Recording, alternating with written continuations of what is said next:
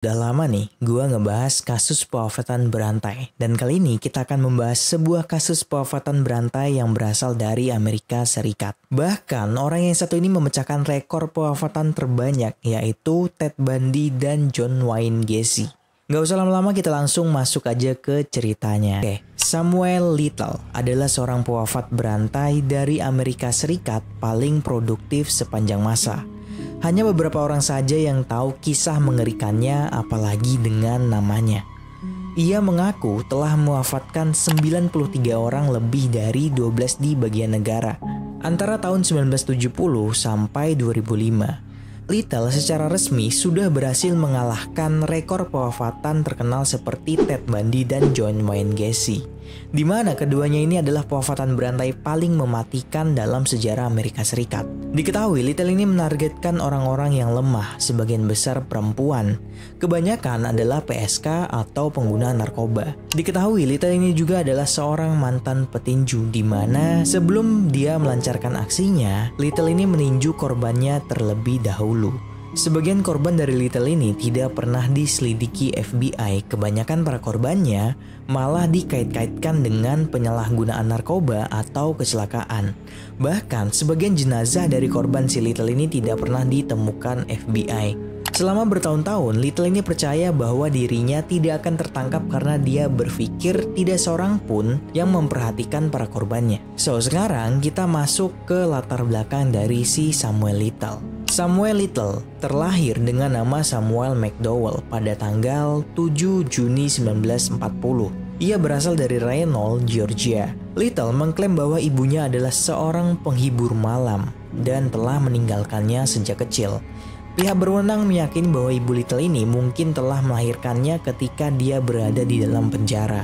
Namun di balik itu semua, ia dibesarkan oleh neneknya di Lorain, Ohio. Di saat duduk di bangku sekolah menengah pertama SMP, si Little ini sering membuli dan mencuri barang-barang punya temannya. Dan Little juga mengalami masa-masa sulit di sekolah menengah dan akhirnya putus sekolah. Di tahun 1956, pada saat itu usianya 16 tahun, Little mulai melakukan kejahatan di masa remajanya, dimulai dengan pencurian. Saat itu juga pertama kalinya dia dijebloskan ke dalam tahanan remaja. Dan sejak saat itulah kejahatannya semakin parah. Mulai dari tahun 1950-an, dia sering berpindah-pindah dari satu negara ke bagian negara lainnya. Dan lagi-lagi, dia ditangkap karena penipuan, mengemudi di bawah pengaruh alkohol, penyerangan, perampokan bersenjata, dan pemerkosaan, dan kejahatan lainnya. Pada tahun 1975, ia sudah ditangkap dari 25 kali di 12 negara bagian. Secara keseluruhan, dia telah menjalani hukuman 10 tahun dari berbagai kejahatannya. Bahkan ia pun lolos dari 2 dakwaan pewafatan. Walaupun pada akhirnya Little ini didakwa dengan 3 kasus pewafatan pada tanggal 25 September 2014. Nah, kita balik lagi ke belakang pada tahun 1987. Jadi pada tanggal 13 Juli 1987, polisi menemukan 3 tubuh perempuan di tahun yang sama dan di tempat yang berbeda. Ketiga perempuan ini wafat dengan cara yang sama, yaitu dicekik dan ada cairan putih milik pelaku. Salah satu perempuan ini bernama Carol Alfred. Tubuhnya ditemukan di sebuah gang dengan kondisi tanpa busana. Setelah diperiksa, tubuh dari wanita ini terdapat bekas cekang dan cairan putih. Cairan putih tubuh itu bukan milik Carol, melainkan dari pelaku. Polisi pun mengamankan sejumlah barang bukti dan cairan putih tersebut. Karena pada saat itu teknologi belum canggih, polisi pun hanya menyimpan barang bukti tersebut. Polisi yakin suatu hari akan ada teknologi yang bisa mengungkap pemilik dari cairan putih tersebut. Hingga pada akhirnya pada tahun 2013, polisi kembali membuka berkas kasus dan menyelidiki cairan putih tersebut. Kemudian cairan putih itu pun diuji. Dan ternyata pemilik dari cairan putih tersebut adalah Samuel Little.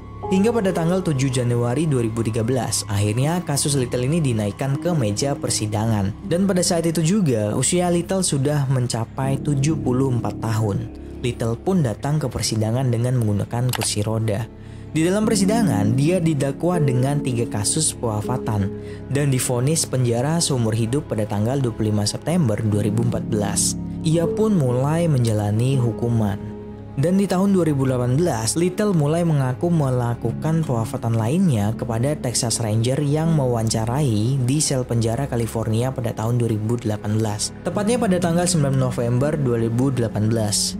Dan pada akhirnya, Little mengakui telah mewafatkan 93 orang di 12 bagian negara dengan cara dicekik di antara tahun 1970 sampai 2005. Diketahui Little ini memiliki ingatan fotografis. Nah, ingatan fotografis ini adalah kemampuan untuk mengingat peristiwa visual, gambar, warna, struktur, dan hal-hal lain yang sangat rinci. Ingatan yang sudah terekam dalam otak kemudian bisa dengan mudah ditarik kembali kapanpun informasi yang dibutuhkan. Jadi, Little ini mampu menggambarkan di mana dia bertemu dan mewafatkan para korban, di mana dia meninggalkan tubuh mereka dan seperti apa rupa para korban. Dan perlu kalian ketahui bahwa si Little ini tidak selalu akurat atau pernah meleset ya.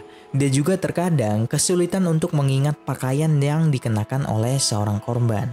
Oleh karena itu, tahun dan jarak yang dia ceritakan pun dalam wawancara tidak boleh dianggap definitif. Little menyatakan dia semua korbannya kecuali ada 2 yang ditenggelamkan. Dia pun bersikeras tidak pernah menembak atau menikam mereka. Pihak penyidik mengatakan Little mewafatkan para korbannya dengan cara ditinju dan dicekik sampai wafat lemas. Karena beberapa korbannya tidak mengalami patah atau patah tulang hyoid di tenggorokan. FBI mengatakan bahwa para penyidik telah memverifikasi 50 korban dari pengakuan tersebut. Dengan lebih banyak lagi yang masih menunggu konfirmasi akhir. Dengan lebih banyak lagi yang menunggu konfirmasi akhir, menjadikan Little sebagai pewafatan berantai paling mematikan yang pernah tercatat di Amerika Serikat. Melebihi rekor dari Ted Bundy dan John Wayne Gacy. Pihak berwenang mengatakan bahwa ia menargetkan sebagian besar wanita kulit hitam muda yang rentan. Banyak diantaranya adalah penghibur malam dan pecandu narkoba. Seperti yang gue bilang di awal tadi ya. Yang dimana para penghibur malam dan orang yang kecanduan narkoba biasanya kematiannya tidak dipublikasikan dengan baik. Hal inilah yang membuat Little beberapa kali lolos dari dakwaan. Menurut beberapa pengakuannya, Little menceritakan pada tahun 1971 atau 1972, ia bertemu dengan seorang wanita transgender kulit hitam berusia 18 atau 19 tahun di Miami, Florida. Little mengingat namanya adalah Marianne. Little mengatakan bahwa Marianne memiliki tinggi badan antara 170 cm dan berat badan sekitar 64 kilo. Little pertama kali bertemu dengan Marianne di sebuah bar yang dikenal dengan nama The Pool atau Pool Place di dekat 17th Avenue di Miami. Beberapa hari kemudian mereka bertemu lagi di sebuah bar di Overtown, di mana Little menawarkan untuk memberikan tumpangan pulang. Little mengatakan bahwa Marianne ini tinggal bersama beberapa teman sekamar lainnya di antara Brownsville dan Liberty City. Ketika mereka tiba di sana, salah satu teman sekamar Marianne meminta mereka berdua ini untuk membeli sesuatu di luar.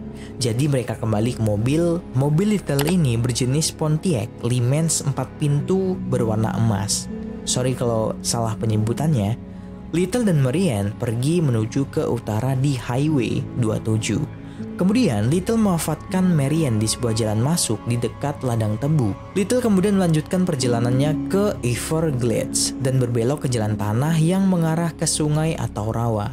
Di sanalah Little menyeret tubuh Marianne sekitar 200 meter ke dalam air berlumpur yang tebal. Lalu di tahun 1984, Little menyatakan bahwa sekitar tahun 1984, mungkin pada musim panas, dia mengendarai mobil dari Lorain, Ohio ke Cincinnati. Dalam perjalanannya, dia bertemu dengan seorang wanita kulit putih berusia 25 tahun di luar sebuah klub tari tanpa busana. Ya, you know lah ya, maksud gue tari tanpa busana. Dia mengingat wanita itu memiliki tinggi badan 171 cm dan berat badan 58 kilo. Little menggambarkan wanita itu memiliki rambut pirang pendek dan mata biru. Wanita itu mendekatinya dan meminta tumpangan ke Miami, Florida dan mengatakan bahwa ibunya tinggal di sana. Little mengatakan bahwa dia dan wanita itu berkendara ke selatan melalui Interstate 75. Ketika mereka sampai di Cincinnati, mereka berdua menghabiskan waktu di pusat kota di Vine Street dan kemudian mereka terus berkendara bersama menyeberangi sungai menuju Kentucky Utara. Kemudian Little mengemudi ke daerah perbukitan tidak jauh dari Interstate 75. Dia mengendarai mobil melalui jalan tanah kecil menuju puncak bukit kecil yang bundar. Ada kayak bukit gitulah ya.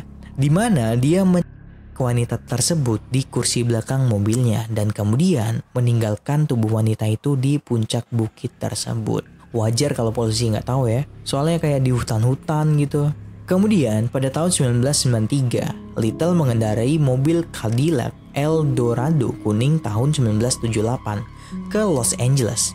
Saat itu dia bertemu dengan seorang wanita kulit hitam di Owens Avenue atau Jackson Street di Las Vegas. Dia mendeskripsikannya sebagai seorang wanita kurus, berkulit gelap yang berusia sekitar 40 tahun, tingginya sekitar 167 cm. Dan beratnya 49 kilo. Sampai tahu gitu loh tinggi sama berat badannya ditimbang kali ya. Wanita itu memiliki rambut pendek alami tapi mengenakan wig berambut panjang seperti yang digambarkan dalam gambarnya. Little mengaku membawanya ke sebuah kamar motel di mana dia sampai wafat. Tubuh wanita tersebut kemudian diletakkan di bagasi mobilnya dan pergi ke pinggiran Las Vegas. Tidak lama setelah itu, dia berhenti di sebuah jalan terpencil dan menggulingkan tubuh wanita itu menuruni lereng yang curam. Kemudian membuang pakaian wanita itu ke jalan. Kemungkinan besar tubuh wanita itu tidak pernah ditemukan.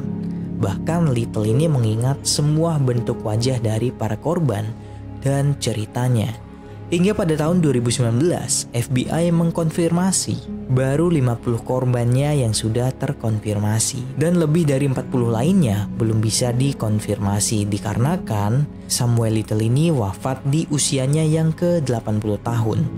Wafatnya Little ini secara alami karena dia mengidap penyakit jantung dan diabetes. So kurang lebih seperti itulah beberapa cerita dari pengakuan Samuel Little, salah satu pewafatan berantai terbanyak dari Amerika Serikat untuk sekarang. Dan ya kalau ada salah kata atau informasi yang kurang lengkap dan tepat mohon dimaafkan. Kalau kalian mau lihat korban-korbannya secara detail dan lengkap, kalian bisa lihat di website-website. So terima kasih sudah menonton.